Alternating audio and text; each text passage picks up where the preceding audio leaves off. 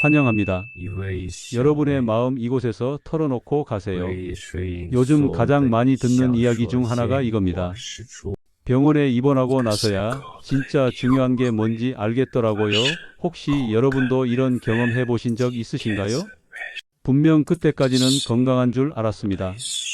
아픈 데가 하나둘 있어도 나이 들면 다 그런 거지 하면서 대수롭지 않게 여겼죠. 병원은 감기 몸살 걸렸을 때나 가는 곳이라고 생각했어요. 그런데 어느 날 갑자기 큰 병원 침대에 누워있게 됩니다. 수술대에 오르고 링거를 맞고 진통제를 먹으면서 처음으로 깨닫죠. 아, 내가 얼마나 소중한 것들을 당연하게 여기며 살았나? 아, 내가 얼마나 건강함을 함부로 다뤘나? 아, 진짜 중요한 건 돈도 명예도 아니었구나. 병원 침대에 누워서 천장을 바라보며 인생을 다시 생각해 봅니다. 그동안 바쁘다는 핑계로 미뤄뒀던 것들, 소홀했던 관계들, 당연하게 여겼던 일상들이 얼마나 소중한지 뼈저리게 느끼게 되죠. 병원에서 깨달은 인생의 진실은 책에서 배울 수 없는 진짜 지혜입니다. 생사의 기로에서 얻은 깨달음이니까 그 무게가 남다르거든요. 오늘 영상에서는 병원에서 큰 수술을 받으신 분들이 공통적으로 깨달은 7가지 인생의 진실과 함께 건강할 때 미리 준비하고 실천해야 할 5가지까지 차근차근 알려드리겠습니다. 오늘 주제가 마음에 드신다면 구독과 좋아요 눌러주세요. 여러분의 마음을 안아주는 좋은 콘텐츠로 보답하겠습니다. 첫 번째, 매일 아침 눈 뜨는 것도 기적이었다는 것. 매일 아침 일어나는 게 뭐가 특별해? 이렇게 생각하며 사셨죠? 알람 소리에 짜증내고 또 하루가 시작이네 하면서 귀찮아하기도 했고요. 그런데 병원에서 큰 수술을 받고 나면 생각이 완전히 바뀝니다. 수술실에 들어가기 전에 혹시 이게 마지막 일까 하는 두려움을 느끼거든요. 한 할아버지가 이런 이야기를 해주셨어요. 심장 수술을 받기 전날 밤에 정말 무서웠어요. 내일 아침에 내가 살아서 눈을 뜰 수 있을까 하는 생각에 한숨도 못 잤거든요. 그런데 수술이 끝나고 눈을 떴을 때 그 기분을 어떻게 표현할까요? 아, 내가 살아있구나. 아, 오늘도 하루가 시작되는구나. 그때부터 매일 아침이 선물처럼 느껴져요. 우리는 매일 눈 뜨는 걸 너무 당연하게 여깁니다. 하지만 생각해 보세요. 어젯밤에 잠들었던 사람이 모두 다음 날 아침에 눈을 뜨는 건 아니거든요. 2023년 대한의학회 통계에 따르면 우리나라에서 하루 평균 800명이 병원에서 생을 마감한다고 합니다. 그분들은 어제 아침을 마지막으로 더 이상 새로운 하루를 맞을 수 없게 된 거예요. 철학자 랄프 waldo 에머슨은 이렇게 말했습니다. 매일 아침은 새로운 생명의 시작이다. 어제는 역사가 되고 내일은 미스터리가 된다. 지금 이 순간 숨 쉬고 있고 심장이 뛰고 있다는 것 자체가 기적입니다. 내일 아침에도 건강하게 눈 뜰 수 있다는 보장은 아무도 해줄 수 없거든요. 두 번째, 가족이 얼마나 소중한지 몰랐다는 것. 평소에 가족과 함께 있을 때는 어땠나요? 또 잔소리네 왜 이렇게 시끄러워 하면서 귀찮아하지 않으셨나요? 특히 자식들이 바쁘다고 연락 안 할 때는 서운해하기도 했고요. 그런데 병원에 입원하고 나면 가족의 소중함을 뼈저리게 느끼게 됩니다. 아파서 혼자 누워있을 때 가족이 병문안 오면 그 반가움이 말로 표현할 수 없거든요. 한 할머니의 고백입니다. 담석 수술로 일주일 입원했는데 매일 아들 며느리가 번갈아가며 와줬어요. 며느리가 죽 끓여서 갖다 주고 아들이 발 마사지해 주는데 눈물이 나더라고요. 그때까지는 며느리가 좀 차갑다고 생각했는데 제가 아플 때 그렇게 정성스럽게 돌봐주는 걸 보니까 정말 고마웠어요. 평소에 내가 왜 그렇게 트집을 잡았나 싶더라고요. 병원에서는 가족 아닌 사람은 아무도 와주지 않습니다. 아무리 친한 친구라도 며칠 지나면 안 와요. 결국 끝까지 곁에 있어주는 건 가족뿐이거든요. 밤늦게 간병하느라 피곤한 얼굴로도 웃어주는 자식, 아픈 부모 걱정에 밤잠 못 이루는 며느리 사위. 그런 모습들을 보면서 내가 얼마나 복받은 사람인지 깨닫게 됩니다. 가족 치료사 버지니아 사티어는 이렇게 말했습니다. 가족은 우리가 세상에 나올 때 처음 만나는 사람들이자 세상을 떠날 때 마지막까지 함께하는 사람들이다. 평소에 가족에게 좀 더 따뜻하게 대하세요. 잔소리도 사랑이고 걱정도 관심이라는 걸 병원에 가서야 깨달으면 늦습니다. 세 번째, 건강이 모든 것의 기본이었다는 것. 돈만 있으면 뭐든 할 수 있어. 건강은 나중에 챙기지 뭐 이렇게 생각하며 건강을 뒷전으로 미루고 사셨죠? 야근하고 술 마시고 운동 안 하고 그래도 별일 없을 거라고 여겼어요. 그런데 몸이 아프고 나면 건강이 얼마나 소중한지 깨닫게 됩니다. 아무리 돈이 많아도 건강하지 않으면 아무 의미가 없거든요. 한 사업가 할아버지가 이런 말씀을 하셨어요. 평생 돈 버느라 건강 챙길 시간이 없다고 했는데 당뇨 합병증으로 쓰러지고 나니까 그동안 번 돈이 다 병원비로 나가더라고요. 젊었을 때 건강검진 한 번 받을 시간이 없다고 했는데 지금은 병원에서 몇 달씩 지내고 있어요. 그때 조금만 건강에 신경 썼으면 이렇게 안 됐을 텐데 건강할 때는 건강의 가치를 모릅니다. 숨 쉬는 게 얼마나 소중한지, 걷는 게 얼마나 행복한 일인지, 밥 먹는 게 얼마나 즐거운 일인지 모르거든요. 하지만 병원에 입원해서 링거만 맞고 지내보면 알게 됩니다. 아, 평범한 일상이 얼마나 큰 축복이었는지, 아, 건강한 몸으로 하루를 보내는 게 얼마나 행복한 일인지. 여기서 잠깐 지금까지 영상이 도움이 되고 계신다면 구독 버튼과 좋아요 버튼을 눌러주세요. 여러분의 작은 클릭 하나가 더 많은 분들에게 건강의 소중함을 일깨워줄 수 있는 힘이 됩니다. 예방의학 전문의 딘 오니시는 이렇게 말했습니다. 건강은 모든 것을 가능하게 하는 기반이다. 건강을 잃으면 다른 모든 것의 의미가 사라진다. 지금 건강하시다면 그것만으로도 큰 행복입니다. 그 건강을 지키기 위해 오늘부터라도 관리하기 시작하세요. 네 번째, 시간이 정말 금보다 소중하다는 것. 시간은 많아 나중에 해도 돼 이런 마음으로 하고 싶은 일들을 계속 미루고 사셨죠? 여행도 미루고, 취미도 미루고, 가족과의 시간도 미뤘어요. 그런데 병원에서 시한부 진단을 받거나 큰 수술을 앞두고 있으면 시간이 얼마나 소중한지 깨닫게 됩니다.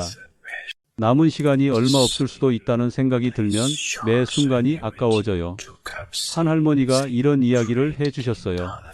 암 진단을 받고 나서 갑자기 하고 싶은 게 너무 많아졌어요.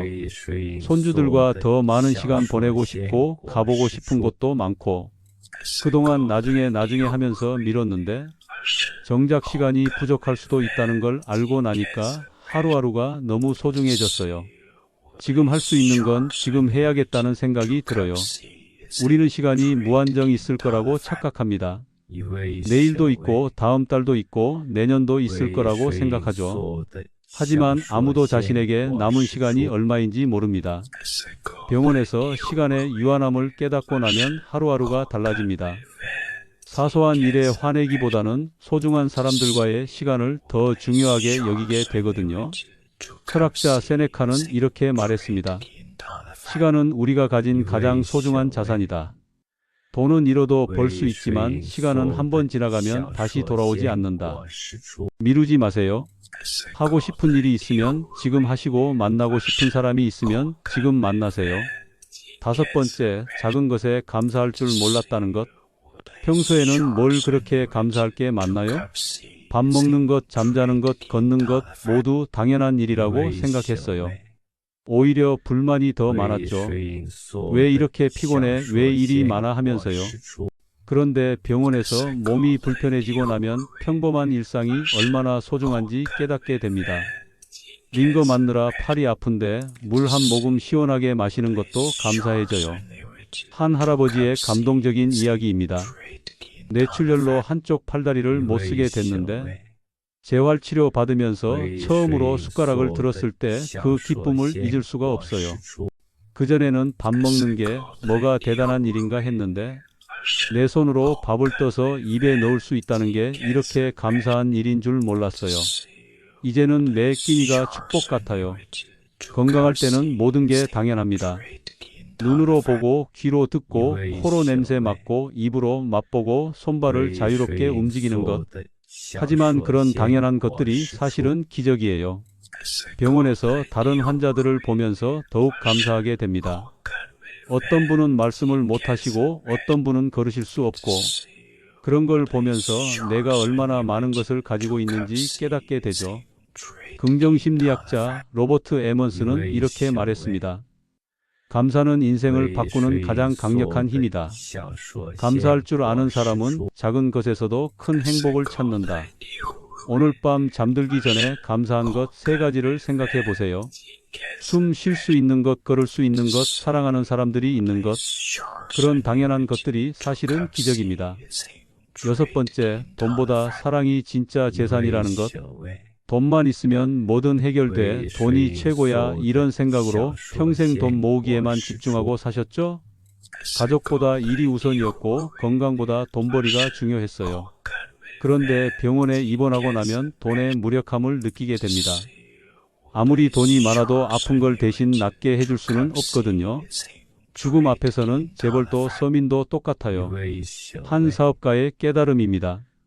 평생 돈 버느라 가족과 시간을 못 보냈는데 암수술 받을 때 곁에 있어준 건 가족뿐이더라고요.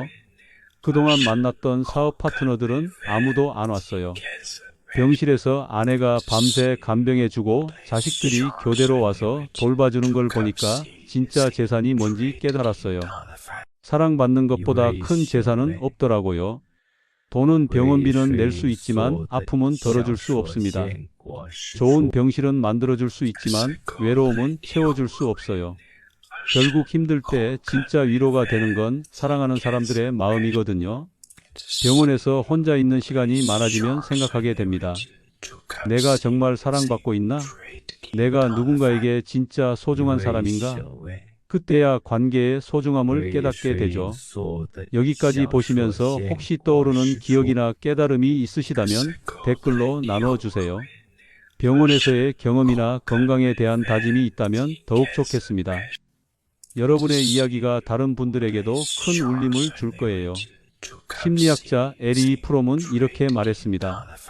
사랑받는 것보다 중요한 것은 사랑할 줄 아는 것이다. 사랑은 주고받을 때 더욱 커진다.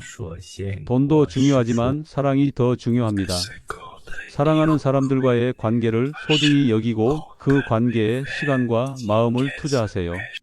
7번째, 혼자서는 아무것도 할 수 없다는 것. 평소에는 내가 다 알아서 해 남한테 폐 끼치기 싫어하면서 독립적으로 살려고 하셨죠?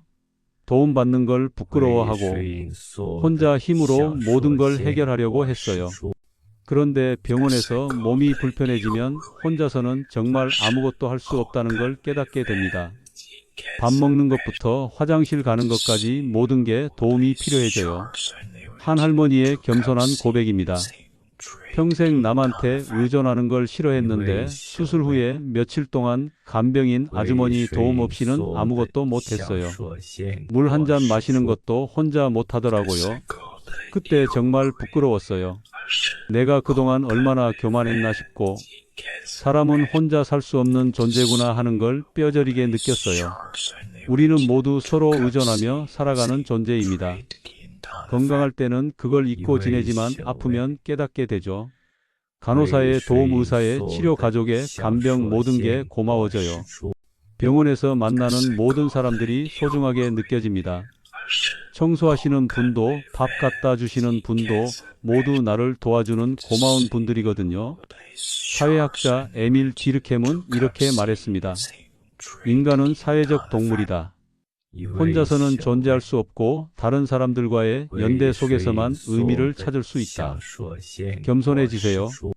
도움받는 걸 부끄러워하지 마시고 감사하게 받아들이세요.